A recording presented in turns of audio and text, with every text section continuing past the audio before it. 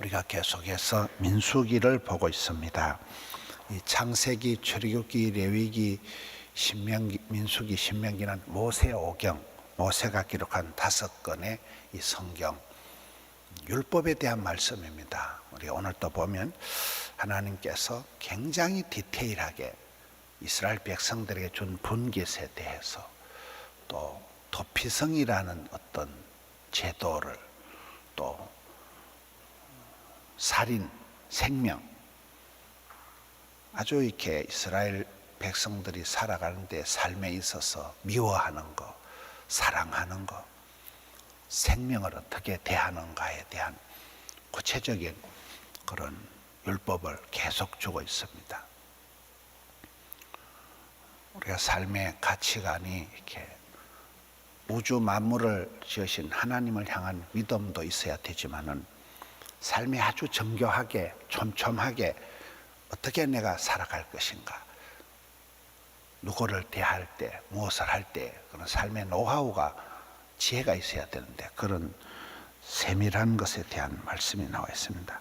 첫 번째가 레위인들에 대한 말씀이에요. 2절을 보면 이스라엘 자손에게 하나님이 명령하기를 이스라엘 그 지파들이 받은 기업에서 레위인들이 살아갈 성읍들을 주라.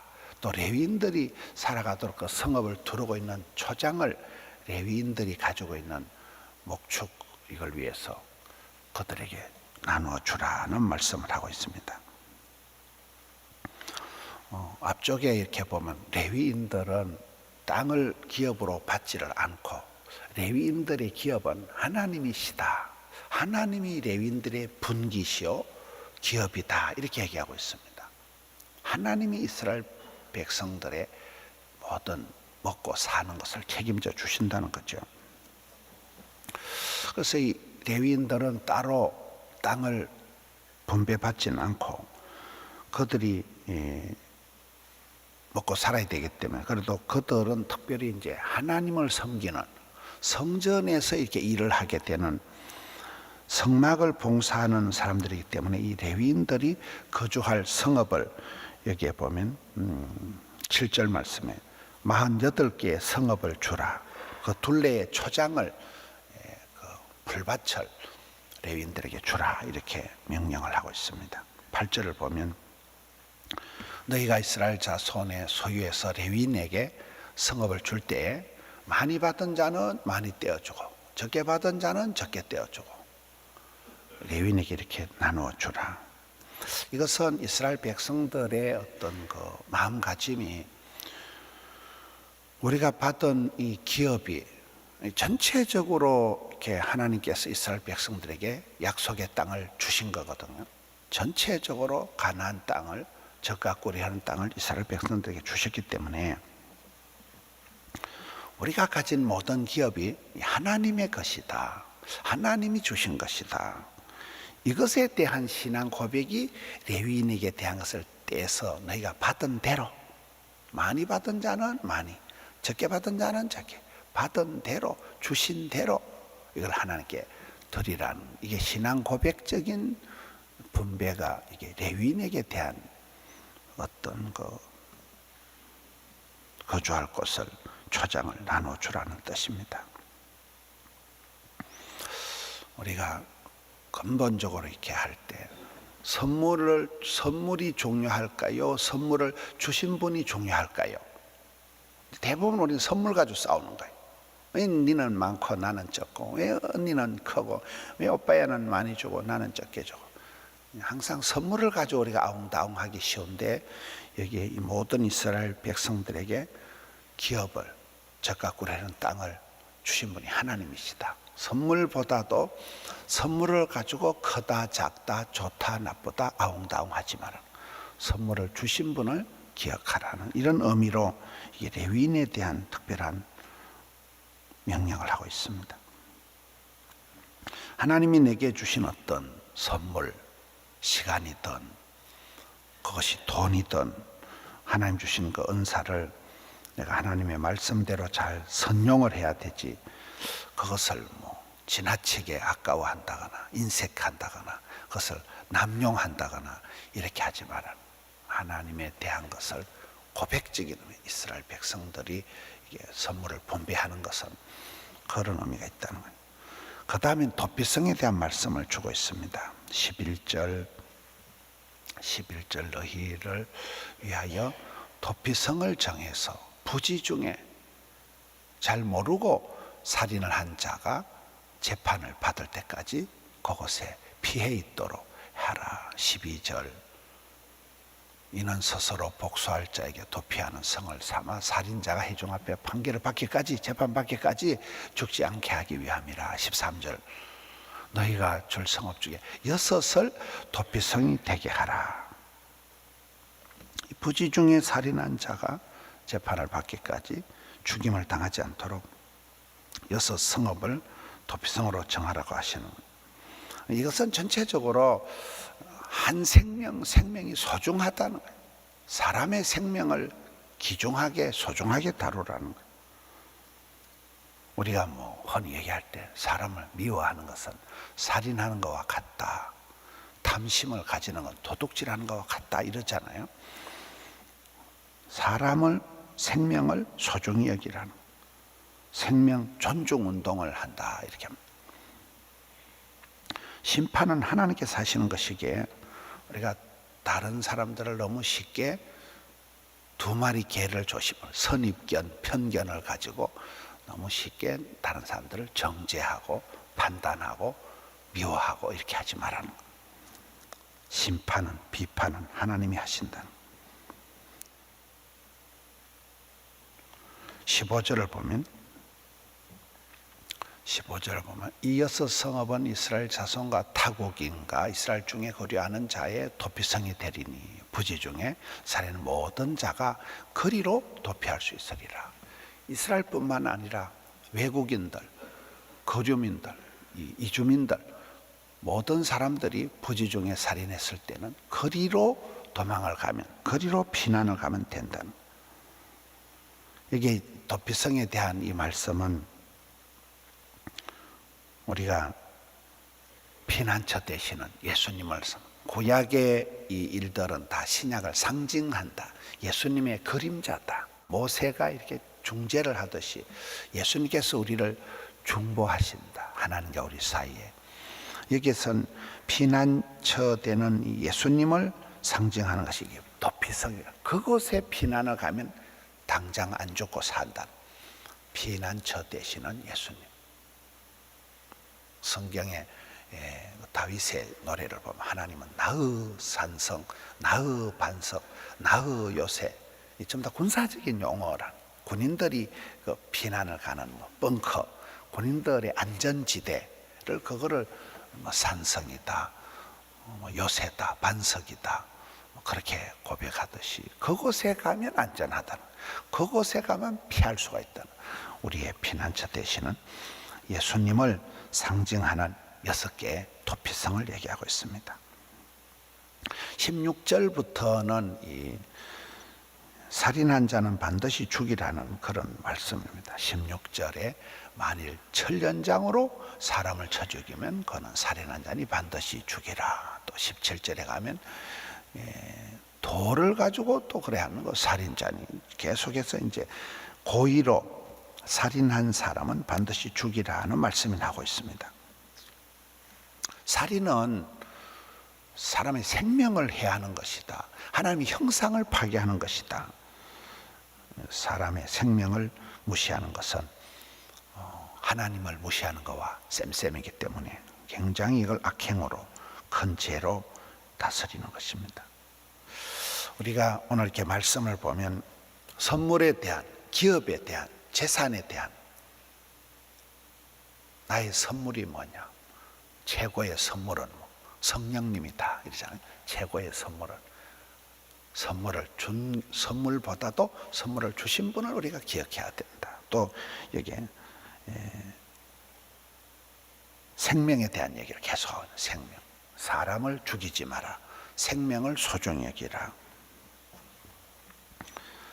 우리가 생명 존중 운동을 하고 생명 낳기 운동을 하고, 지금 우리나라가 저출산이다, 지방 소멸이다, 고령화다, 인구 절벽 이런 얘기를 계속하는 것은 우리가 살아가는 삶이 굉장히 힘들어진 거예요. 사람들이 살아가면서 자꾸만 어떤 영적인 생각을 하지 않고 당장 현실에 내가 애 놓고 애 돌보고 양육하는데 너무 많이 힘들다는 거예요. 당장 돈이 많이 들고 당장 내 생활이 없어지고 애 키운다고 생고생을 하면서 이 생각이 내가 힘들다는 거예요. 내가 불편하다는 거예요. 내 인생이 없다는 거예요. 사람들이 점차 이제 아기를 낳지 않고 결혼도 하지 않고 이제는 1인 가구가 많아지고 이게 전체적으로 생명에 대한, 가정에 대한, 사랑에 대한, 새생 아기에 대한 출산 이런 게 점점 이제 생각이 없어지는 거예요. 한 사람은 이제 앞가름하기 바쁜 거예요. 내 혼자 살아가기가 힘든 거예요. 내가 이제 힘들다.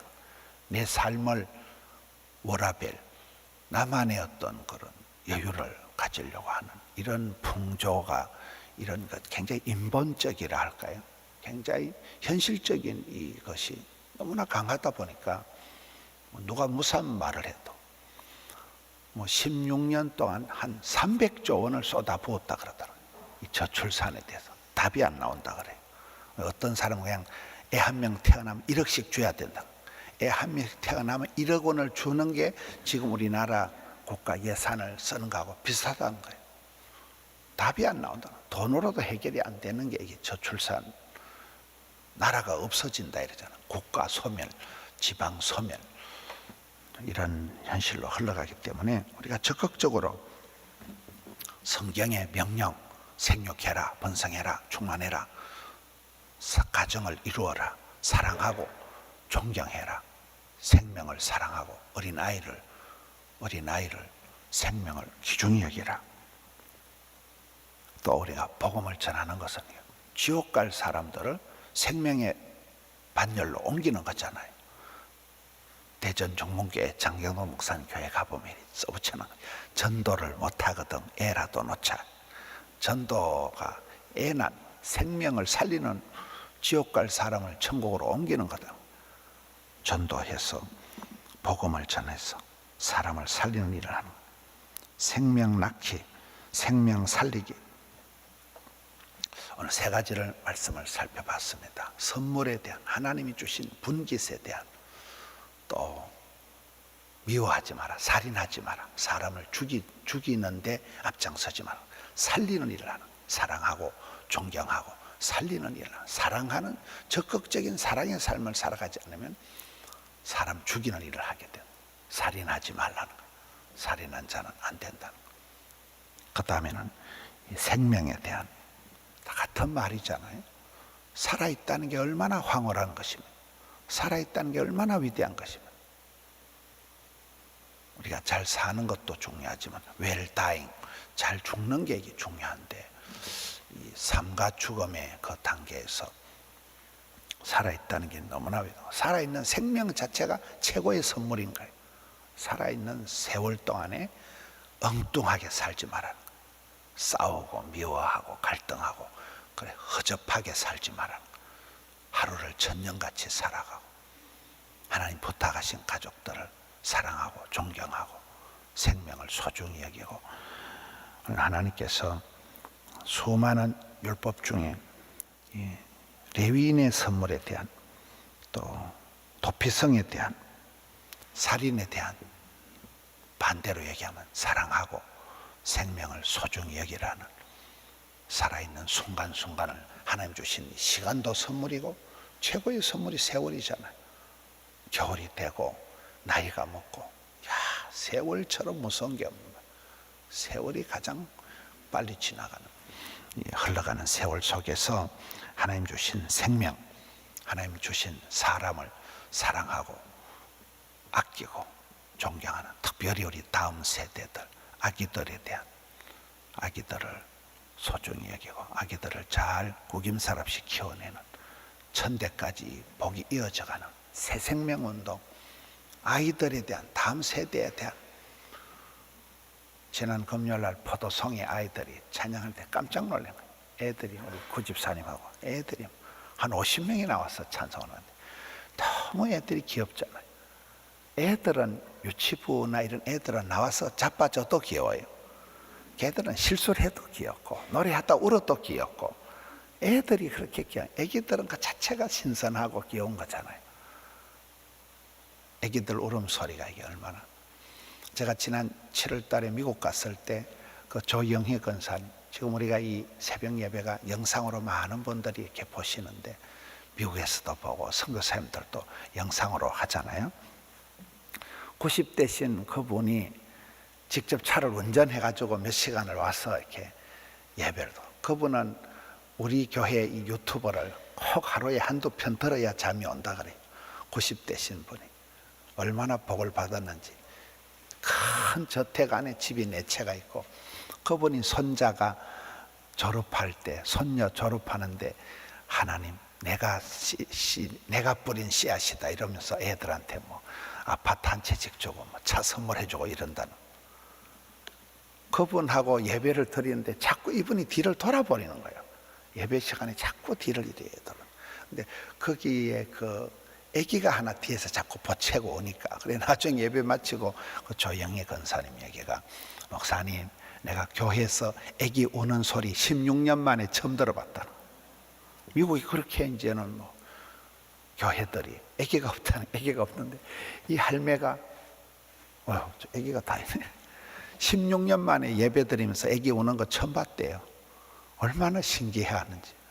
지금 세계가 지금 그렇게 아기들이 귀한 시대가 되었습니다. 우리가 생명을 사랑하고 살인하지 말고 미워하지 말고 싸우지 말고 사랑하고 존경하고 한 아이들을 우리 교회의 이 다음 세대 주일 학생들이 얼마나 귀한지 모르고 다음 세대를 위해서 부형들이 기도하고 또 응답받는 우리 성도님들 되시기를 축원합니다.